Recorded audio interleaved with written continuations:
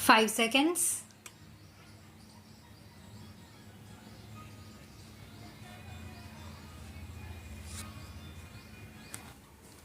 Sir, I rise to support the bill as it has emerged from the joint committee, but while doing so, I wish to make some observations generally and also in respect of certain clauses. The objects of the bill as originally introduced have been enumerated like this: that a litigant should get a fair trial in accordance with the accepted principles of natural justice.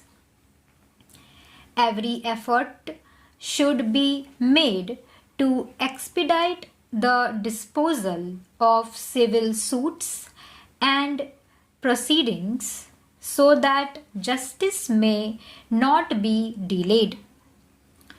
The procedure should not be complicated and should, to the utmost extent possible, ensure fair deal to the poorer sections of the community who do not have the means to engage a pleader to defend their cases. I wonder whether any of these three objectives will be achieved by this bill. Let us not flatter ourselves that this amending bill, as it has emerged from the joint committee, will be able to achieve any of these objects. The Code of Civil Procedure is a complicated thing. It was framed in 1908. We have streamlined it here and there. We have removed some hardship here and there and codified some of the legal decisions, and we have removed certain conflicts in decisions.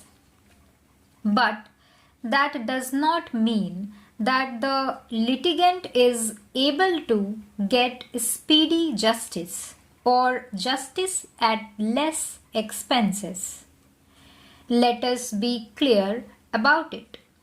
I do not blame anybody, but by the civil procedure as it stands, none of these objects can be achieved. I am glad that some of the provisions which have been introduced are really good. They have removed the doubts and conflicts in respect of judicial decisions which had prevailed, each High Court giving a different decision about a particular matter. That has now been set at rest. For instance, in Section 11, there was a conflict of judicial decision whether the decision of a court with limited jurisdiction can operate in a subsequent proceeding between the same parties in a higher court. There was a conflict of decisions, and now it is set at rest by saying that the decision of the lower court with limited jurisdiction will operate in a subsequent suit between the same parties in a court with higher jurisdiction. Secondly, it is also made clear that this principle applies to execution proceedings. I would like to say that it is a good improvement. Section 60 of the original act has been amended, which has given greater concessions to the judgment debtor from arrest and from attachment of his salary, that will relieve some hardships. The Law Commission, in its 2 reports, have recommended the deletion of this section.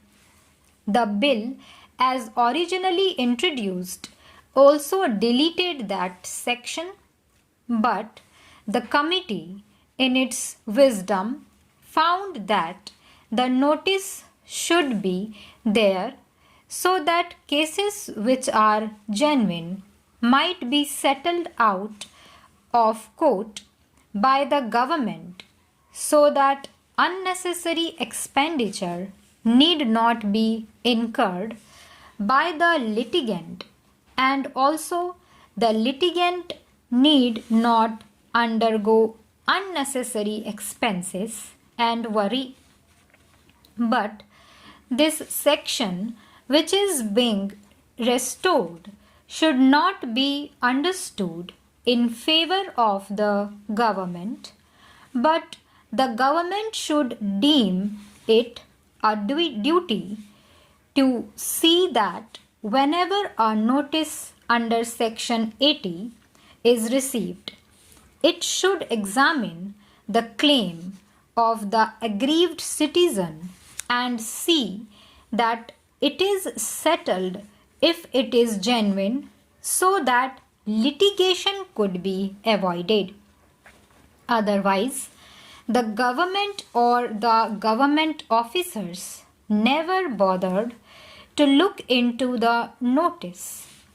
The litigant is at a loss and he has to go to the court. The purpose was not being served. Now, I hope with this amendment, the litigant will not be driven to the court to file a suit. In cases, of course, where the government feel that the claim is genuine, it could be settled and avoid the litigant from going to the court. About Section 100, which speaks of second appeals, they have introduced the words substantial question of law. The wording earlier was on a question of law, a second appeal lie.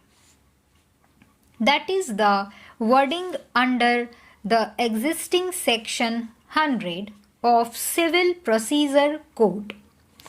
But they have now put the words on a substantial question of law.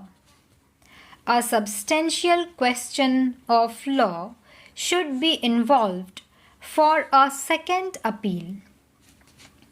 What does it mean? Suppose the decision of a suit depends on a question of limitation, where the plaintiff files a suit and the defendant contests the suit as barred by time. Is it a substantial question of law, or is it only a technical question of law? If the latter is upheld, the appeal fails. Therefore, I cannot understand why on a substantial question of law have been introduced in Section 100. I think really it is taken out of the Constitution, where it is stated that substantial question of law involving the interpretation of the Constitution. I believe that any question of law which has the effect of deciding the result of the case should be considered as a substantial question of law. Stop.